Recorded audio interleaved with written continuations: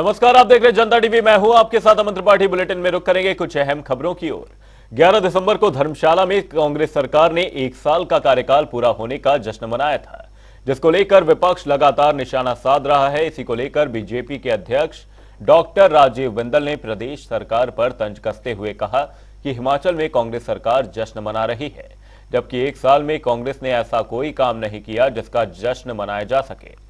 साथ ही उन्होंने कहा कि झूठे वादे कर हिमाचल में कांग्रेस सरकार सत्ते में आई और कांग्रेस को दी गई सभी गारंटियां फेल हुई हैं।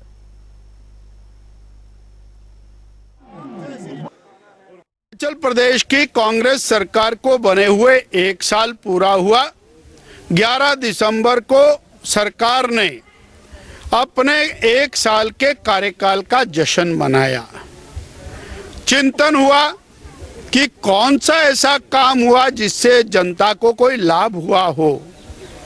तो कोई काम जनहित में नहीं हुआ, परंतु हाँ, सरकार कांग्रेस की बनी और 1 साल चल गई, इस बात का जश्न तो जरूर है, परंतु जनता को नहीं कुछ मिला। संस्थान बंद कर दिए, पीएचसी, सीएचसी, पटवार सर्कल, एसडीएम के दफ्तर, तहसीलदार के दफ्तर, ये बंद करने का काम किया। जहां पानी आता था वहां पानी बंद, जहां सिंचाई होती थी वहां सिंचाई बंद, विकास के काम बंद। सड़कें टूटी तो गड्ढों को मिट्टी से भरने का काम शुरू हुआ। इसलिए जश्न मनाने सी कोई चीज नहीं है। केंद्र ने हिमाचल प्रदेश में मानसून में हुए नुकसान की भरपाई के लिए 633 करोड़ रुपए की वित्तीय सहायता जारी की है। केंद्रीय गृह मंत्रालय की ओर से यह राशि नेशनल डिजास्टर रिस्पांस फंड के तहत हिमाचल को जारी की गई है। इसी को लेकर बीजेपी प्रवक्ता रणधीर शर्मा ने आभार जताया। साथ ही उन्होंने कहा कि केंद्र ने पहले भी हिमाचल की मदद की है, लेकिन प्रदेश सरकार उसका आभार जताने की जगह मदद न मिलने की बात कहती रही है।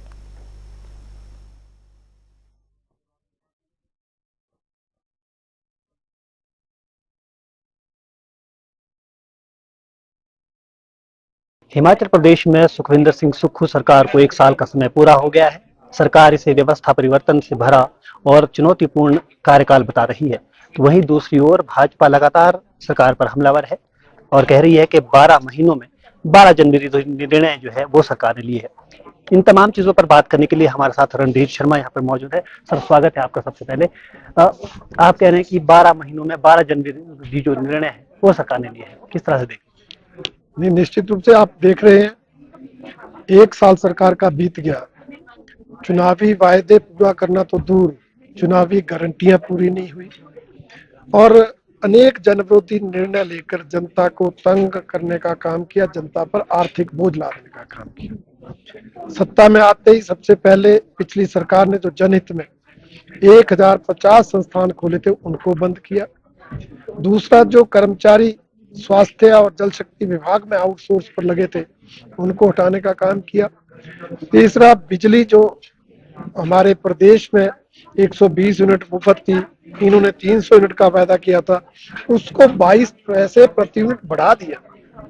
औद्योगिक क्षेत्र में 19% की बढ़ोतरी करके उद्योगों को प्रभावित करने का काम किया, जिससे नए उद्योग आना बंद हो जाएंगे, वर्तमान उद्योग भी पलायन कर सकते हैं। इसी तरह से डीजल 7.5 रुपए सस्ता किया था, वो 6 रुपए लीटर इन्होंने महंगा कर दिया। सीमेंट की बोरी 10 रुपए बढ़ा दी। मंदिरों में देवी देवताओं के दर्शन करने पर फीस लगा दी। आप हैरान होंगे, इन्होंने टूरिज्म प्रदेश में जो है टूरिस्ट जिन टैक्सियों में आते हैं, गाड़ी में आते हैं, उनका एंट्री टैक्स बढ़ा दिया। विधायकों की विधायक निधि की एक किस्त जो है इन्होंने रोक दी थी, अभी तक जारी नहीं की। अर्बन डेवलपमेंट जो हमारे विभाग है उसके अंतर्गत नगर पंचायतें, नगर परिषदें, नगर निगम, उनमें जो ग्रांटीनेट गया था 50% ग्रांटीनेट वापस बुला लिया। आप देखेंगे किस तरह से इन्होंने ऐसे अनेक जनविरोधी निर्णय लेकर प्रदेश को जो है वो अंधकार में जो है बनाने का काम किया है। इसलिए मैंने कहा ये जन विरोधी सरकार है, इसको जश्न मनाने का कोई नैतिक अधिकार नहीं था। मुख्यमंत्री कह रहे हैं कि 1 साल का समय था, चुनौतीपूर्ण था, आपदाई, लेकिन फिर भी सरकार ने बहुत अच्छा काम किया। लेकिन भाजपा के लोग में संयम नहीं है, और दूसरी चीज उन्होंने जो आरोप लगाया है कि सहयोग नहीं किया आपदा के दौरान भी केंद्र से मदद लाने में। देखिए, उनके आरोप निराधार है। भारतीय जनता पार्टी की केंद्र की सरकार ने 868 करोड़ रुपए की आर्थिक सहायता प्राकृतिक आपदा के दौरान हिमाचल सरकार को दी। प्रधानमंत्री ग्राम सड़क योजना फेज 3 के अंतर्गत 254 सड़कों को अपग्रेड करने के लिए 2643 करोड़ रुपए जारी हुआ। 11,000 मकान जो बरसात में चले गए थे वो देने का काम हमारी केंद्र सरकार ने प्रधानमंत्री आवास योजना के तहत किया। 400 करोड़ रुपए नेशनल हाईवे और 4 लेन की रिपेयर पर केंद्र सरकार ने खर्च किया। उसके बाद भी अगर ये कहते हैं सहयोग नहीं किया तो भगवान मालिक है इनका। मेरा आरोप यह है कि जो केंद्र ने सहायता की, जो केंद्र ने राशि जारी की, इस सरकार ने उसका दुरुपयोग किया है। प्रभावितों तक राहत राशि सही ढंग से मिली नहीं है। उसको बांटने में भाई भतीजावाद भी हुआ है और भ्रष्टाचार भी हुआ है। रजनी जी, एक सबसे बड़ी बात जो खास तौर पर अभी मुख्यमंत्री ने की कि सबसे छोटा मंत्रिमंडल प्रदेश वर्तमान सरकार ने बनाया। अभी हालांकि बीते कल ही जो 2 नए मंत्री बनाए गए, लेकिन भाजपा लगातार आरोप लगाती है कि सरकार ने नियुक्तियां बहुत ज्यादा कर दी और फिजूल खर्च ज्यादा हुई है। किस तरह से देखें? ये देखिए, मंत्री तो 12 ही बनते हैं, हर सरकार में 12 ही बनते हैं। इन्होंने एक साल में 3 नहीं बनाए, परंतु जो 6 सीपीएस बनाए उसका जवाब दें कि जब संविधान में प्रावधान नहीं है और आज मामला अदालत में है, आपने 6 सीपीएस बनाकर प्रदेश पर कितना आर्थिक बोझ डाला। आपने मित्रों सज्जनों को बोर्डों निगमों का अध्यक्ष उपाध्यक्ष कैबिनेट रैंक देकर कितना आर्थिक बोझ प्रदेश पर डाला। आपने मंत्रियों की कोठियों की मरम्मत पर कितना जो है धन खर्च किया और इस रैली पर कितना खर्च किया, जबकि इसकी कोई आवश्यकता नहीं। आर्थिक तंगी का रोना रोने वाले मुख्यमंत्री एक साल में इतनी ज्यादा फजूल खर्ची करेंगे तो मुझे लगता है वो रोना दिखावा है। भाजपा के नेता गाहे बगाहे सरकार पर ये तंज कसते हैं कि ये सरकार जल्दी ही टूट कर बिखर जाएगी। किस तरह से देखते हैं आप? ये देखिए, हमारा ये कहना है कि इस सरकार से जनता तो तंग है, परेशान है, परंतु कांग्रेस पार्टी के विधायकों में भी असंतोष है। ये ठीक है, कईयों की मंत्री बनने की इच्छा होती है और वो पूरी नहीं होती तो उसके कारण असंतोष है, परंतु विकास ना होना, जन कल्याणकारी योजनाओं को लागू न करना, चुनावी गारंटियां पूरे न करना, चुनावी वायदे पूरे न करना, इससे कांग्रेस का हर विधायक परेशान है। क्योंकि उन्होंने वोट इन गारंटियों पर भाषण देकर लिए, उन्होंने गांव में विकास कार्यों के वायदे करके वोट लिए और अब उनको लगता है कि हम किस मुंह से दोबारा वोट मांगने जाएंगे।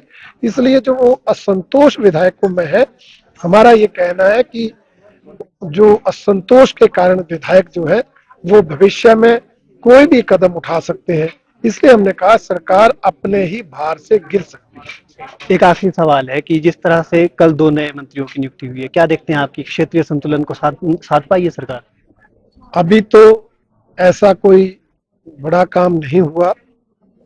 जो मंत्री बनाए गए हैं उन मंत्रियों के कारण मंत्रिमंडल में क्षेत्रीय संतुलन भी है, जातीय संतुलन भी है और अभी भी विधायकों में असंतोष है। और मुझे लगता है वो गलती तो सुधारने की बजाय जो है गलती पर गलती करते जा रहे हैं, इसलिए उससे विधायकों में असंतोष बढ़ रहा है। शुक्रिया आपसे बातचीत करने के लिए। तो ये थे रणधीर शर्मा, जिनका साफ तौर पर कहना है कि प्रदेश सरकार ने बीते 12 महीनों में 12 जन विरोधी फैसले लिए हैं। अब देखना होगा कि आगे की सरकार किस तरह से काम करती है। रॉबिन शर्मा, जनता टीवी, शिमला। करेंगे एक बड़ी खबर की ओर। बड़ी खबर, बड़ी जानकारी सामने आ रही है इस वक्त की बड़ी खबर आपको बता दें शिमला से। बनाम डीजीपी मामले में आज सुनवाई होनी। कारोबारी निशांत शर्मा पर आज सुनवाई की जाएगी। आपको बता दें शिमला हिमाचल हाई कोर्ट में ये सुनवाई होगी। कांगड़ा पुलिस आज स्टेटस रिपोर्ट पेश करने वाली है। बड़ी खबर, बड़ी जानकारी आपको बता दें। पिछली सुनवाई में निशांत ने असंतोष जताया था। वहीं स्टेटस रिपोर्ट पेश होने के बाद ये मामला तय किया जाएगा। बनाम डीजीपी मामले में आज सुनवाई होनी। वहीं कारोबारी निशांत शर्मा पर सुनवाई की जाएगी। शिमला हिमाचल हाईकोर्ट में यह सुनवाई होनी है। वहीं कांगड़ा पुलिस आज स्टेटस रिपोर्ट पेश करेगी। ये बड़ी खबर, बड़ी जानकारी आपको बता दें। पिछली सुनवाई में निशांत ने असंतोष जताया था। वहीं स्टेटस रिपोर्ट पेश होने के बाद ये मामला तय किया जाएगा। बनाम डीजीपी मामले में आज सुनवाई होनी है। कारोबारी निशांत शर्मा पर आज सुनवाई की जाएगी। इसी खबर पर शिमला से हमारे संवाददाता रॉबिन शर्मा हमारे साथ जुड़े हुए हैं। रॉबिन, आपसे जानना चाहेंगे, आज बनाम डीजीपी मामले में ये जो सुनवाई होनी है, क्या कुछ बड़ी बातें रह सकती हैं इस दौरान? वहीं पिछली सुनवाई में क्या कुछ रहा था? जी बिल्कुल, देखिए हिमाचल उच्च न्यायालय में ये जो मामला है लगातार विचाराधीन है और कई दौरों की सुनवाइयों के बाद आज इसमें सुनवाई होनी है। हालांकि इसको लेकर भी अभी संशय बना हुआ है, क्योंकि खबर है कि आज जो चीफ जस्टिस हैं वो छुट्टी पर हो सकते हैं, तो ऐसे में जो सुनवाई है वो कल के लिए टल भी सकती है। लेकिन जो मामला है वो लगातार सुर्खियों में बना हुआ है, क्योंकि जो कारोबारी निशांत शर्मा है और खासतौर पर डीजीपी, इसमें जो है दो पक्ष हैं और इनको लेकर जो आज है सुनवाई होनी थी, उसमें कांगड़ा पुलिस की ओर से स्टेटस रिपोर्ट जारी की जानी थी। हालांकि जो इससे पिछली सुनवाई हुई थी वहां पर जो कारोबारी निशांत शर्मा है उनकी ओर से जांच को लेकर जो है वो असंतोष जताया गया था, जिसके बाद जो है ये जो पूरा मामला है इसको लेकर जो छानबीन की प्रक्रिया चल रही है वो जो है वो एएसपी रैंक के अधिकारी को सौंपी गई थी, जिसके बाद आज जो है कांगड़ा पुलिस की ओर से इसमें स्टेटस रिपोर्ट जारी की जानी थी। हालांकि अब ये आज होगा ये नहीं होगा ये फिलहाल अभी संशय बना हुआ है। अब हालांकि इसमें जो है अब अगली सुनवाई कल हो सकती है या अगली तारीख भी इसमें मिल सकती है, ये अभी देखना होगा। लेकिन मामले में एक नया मोड़ दिल्ली की ओर से आया है। यहाँ पर जो कारोबारी है, दूसरे पक्ष के कारोबारी, उनकी ओर से भी अब निशांत शर्मा के खिलाफ 1 करोड़ की मानहानि का जो दावा है वो किया गया है और दिल्ली की जो साकेत जिला अदालत है यहाँ से निशांत शर्मा के खिलाफ जो है वो जो नोटिस भी है जारी किया गया है। जो दूसरे इसमें पक्ष के कारोबारी है सचिन श्रीधर, इनका नाम बताया जा रहा है।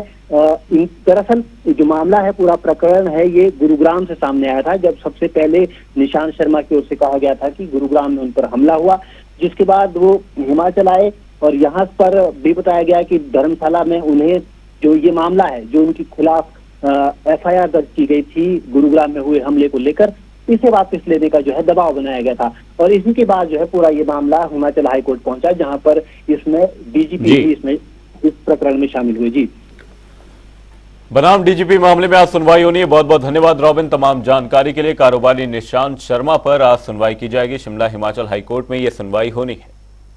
कांगड़ा पुलिस आज स्टेटस रिपोर्ट पेश करेगी।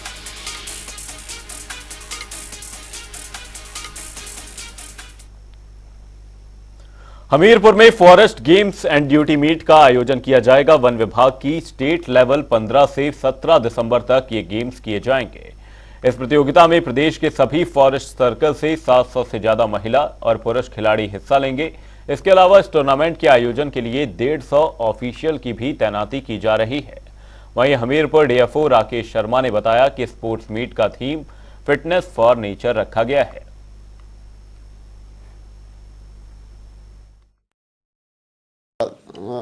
जो इस बार 24वीं वन विभाग की स्पोर्ट्स कम ड्यूटी मीट है वो इस बार हमीरपुर में ऑर्गेनाइज हो रही है और पूरे हिमाचल से लगभग 13 टीम इसमें पार्टिसिपेट करेंगी, जो विभिन्न सर्कल से हैं, वाइल्ड लाइफ से भी हैं, कॉरपोरेशन से भी हैं। और इसके 2 पार्ट्स होंगे बेसिकली। और इसमें एक स्पोर्ट्स का पार्ट है जिसमें कि एथलेटिक्स है, बैडमिंटन और बाकी टीम इवेंट्स है, कबड्डी, वॉलीबॉल जैसे इवेंट्स हम करवाएंगे। साथ ही इसमें ड्यूटी मीट का भी पार्ट है, उसमें हम क्विज कंपटीशंस, बर्ड वाचिंग और जो एग्जीबिशंस, ये हम इवेंट्स बीच में करेंगे। इस बार के जो हमारी स्पोर्ट्स मीट है उसका थीम है फिटनेस फॉर नेचर, ताकि थोड़ा आदमी फिट भी हों और जो नेचर की प्रोटेक्शन में अपना योगदान दे सकें। और इस मीट की सबसे अच्छी विशेषता ये है कि वन विभाग के उच्चतम अधिकारी से लेके निम्नतम लेवल पे जो हमारा फॉरेस्ट वर्कर्स हैं वहाँ तक के सारे लोग एक साथ मिलके पूरी स्पोर्ट्स मीट में भाग लेते हैं और इसमें स्पोर्ट्स की अपनी फ्रेटर्निटी में जो अपना वो कोऑपरेशन है वो बढ़ता है।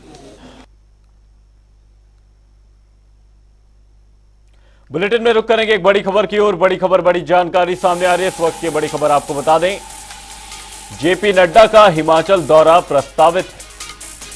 15 दिसंबर को बिलासपुर पहुंचेंगे बीजेपी के राष्ट्रीय अध्यक्ष जेपी नड्डा। 16 दिसंबर को अभिनंदन कार्यक्रम रखा गया है। वहीं जेपी नड्डा अभिनंदन कार्यक्रम में भाग लेंगे। बड़ी खबर, बड़ी जानकारी आपको बता रहे हैं, सुंदरनगर कार्यालय का भी इस दौरान उद्घाटन करेंगे। वहीं विकसित भारत संकल्प यात्रा रोड शो का भी आयोजन किया जाना है, जिसमें नड्डा कार्यकर्ताओं का मार्गदर्शन करते हुए नजर आएंगे। वहीं दौरे को लेकर बीजेपी ने इस दौरान तैयारियां शुरू कर दी हैं। जयराम ठाकुर ने विधायकों के साथ जेपी नड्डा की इस बैठक को लेकर बैठक की है। वहीं जेपी नड्डा के हिमाचल दौरे को लेकर एक खबर सामने, हिमाचल दौरा प्रस्तावित है। 15 दिसंबर को बिलासपुर पहुंचेंगे बीजेपी के राष्ट्रीय अध्यक्ष जेपी नड्डा। 16 दिसंबर को अभिनंदन कार्यक्रम आयोजित किया जाएगा। वहीं जेपी नड्डा अभिनंदन कार्यक्रम में भाग लेंगे। वहीं सुंदरनगर कार्यालय का भी इस दौरान उद्घाटन करने वाले। वहीं विकसित भारत संकल्प यात्रा को लेकर रोड शो किया जाना है, जिसमें जेपी नड्डा कार्यकर्ताओं का मार्गदर्शन करते हुए नजर आएंगे। वहीं दौरे को लेकर बीजेपी ने तैयारियां शुरू कर दी हैं। जयराम ठाकुर ने विधायकों के साथ जेपी नड्डा के दौरे को लेकर बैठक की है। जेपी नड्डा का हिमाचल दौरा प्रस्तावित है। ये बड़ी खबर, बड़ी जानकारी आपको बता रहे हैं। 15 दिसंबर को बिलासपुर पहुंचेंगे बीजेपी के राष्ट्रीय अध्यक्ष जेपी नड्डा। 16 दिसंबर को अभिनंदन कार्यक्रम रखा गया है। जेपी नड्डा अभिनंदन कार्यक्रम में भाग लेंगे। वहीं सुंदरनगर कार्यालय का भी इस दौरान उद्घाटन करेंगे। वहीं विकसित भारत संकल्प यात्रा को लेकर रोड शो आयोजित किया जाना है। नड्डा कार्यकर्ताओं का मार्गदर्शन करते नजर आएंगे।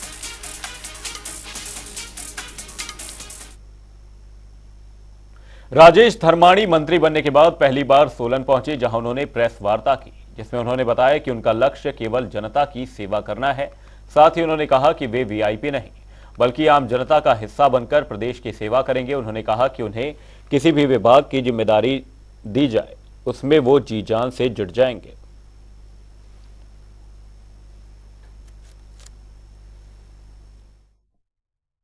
मेरे से जब पसंद पूछी जाएगी तो पसंद जरूर बताऊंगा, है ना। लेकिन वो मुख्यमंत्री जी पूछेंगे तभी बता पाऊंगा, क्योंकि उन्होंने उसका फैसला करना है। जब हो गया तो बोलते all is well that ends well.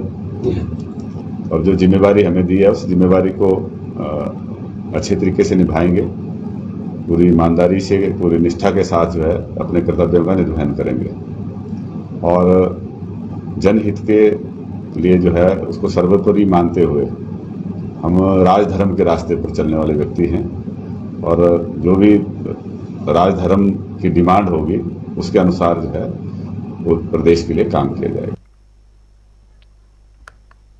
Bulletin में फिलहाल के लिए सिर्फ इतना ही। कहीं जाएगा नहीं, जनता टीवी पर खबरों का सिलसिला रहेगा जारी। तब तक के लिए नमस्कार।